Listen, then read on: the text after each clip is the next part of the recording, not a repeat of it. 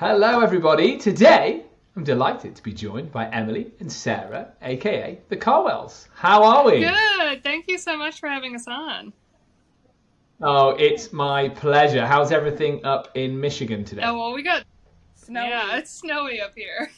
For anyone who doesn't know, and let's be honest, everybody will, but anyone who doesn't know, can you tell us a little bit about who the KarWells are and what they do? Yes, absolutely. So, my name's Sarah, and this is Emily, my business partner and best friend. And over the last 3 years, we have done nearly everything in the short-term rental space. We have arbitraged, we've designed, we've purchased, we've partnered, we've educated, and now we're really in a season of kind of narrowing all that down and figuring out where our niche is going to be. Amazing, amazing. So obviously, we speak regularly, and I always enjoy our conversations. So I know already that you're going to have some great answers here for our audience, because as hosts, designers, educators, and influencers, quite frankly, you will know all about how you can use your own enthusiasm, your own energy, your own time and effort to make sure you're creating unforgettable guest experience. Can you give us a little bit of the secret sauce, just one or two tips each about how we can do that? Yeah, so I would say, like, obviously online, we are all about putting money into your interior design, making sure you're getting professional design, all of those things.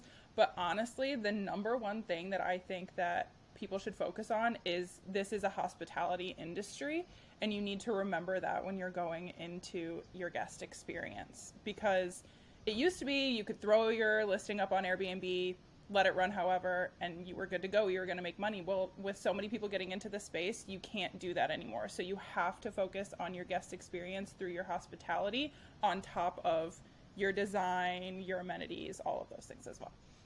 Yeah, that makes a lot of sense. It's the word of the moment, isn't it? It's the fact that, like, we're hosting and we are providing an environment for people which is more interesting, more personal than a hotel. And I think that is the word, hospitality. So it should feel like you're staying at somebody else's, you're staying at a friend's house. Sarah, how about you? I mean, just to kind of piggyback off of that with Emily, it's, for us, when we've dealt with a lot of investors before we started really investing ourselves, and a lot of that has kind of showed us some of the mistakes that other investors were making. And so a really common one that we've seen kind of morph over the years is the long-term rental investor then, shifting into becoming a short-term rental investor. And if you come from that world, when you're a long-term investor, you don't really have to think about that hospitality aspect, because you're not providing an experience. You're just providing a roof over someone's head. And so a lot of times, they come into it not wanting to spend a lot of money, not wanting to focus on that, seeing it as an investment first, hospitality second. And as this space gets more and more competitive, you just can't do that anymore.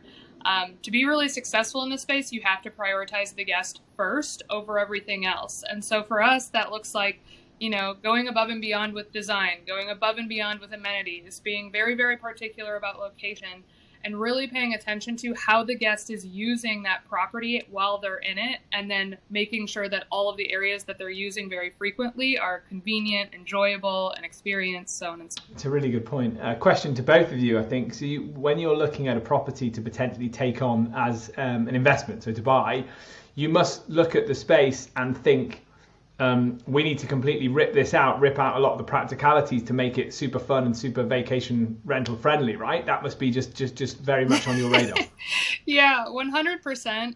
When we're looking at properties, we're really focusing on paying attention to the wow factors in the property. So you can have two side-by-side lake houses that are for the same exact price in the same exact area, but one can have a wall of windows that overlooks the lake and the other one can have nothing, and you want to go for that added experience. You want to pay attention to those things that when some guest of yours walks in, they're going to go, oh my gosh, and it really makes it memorable and positive for them. It's so true, isn't it? It has to be aspirational, because we're all used to living in our functional houses, which have whole rooms dedicated to kids' toys and changing mats and things like that. And actually, when I go on holiday, I just want to sit in a hot tub and overlook the lake, really. But I don't know if I need a hot tub in my house the rest of the year.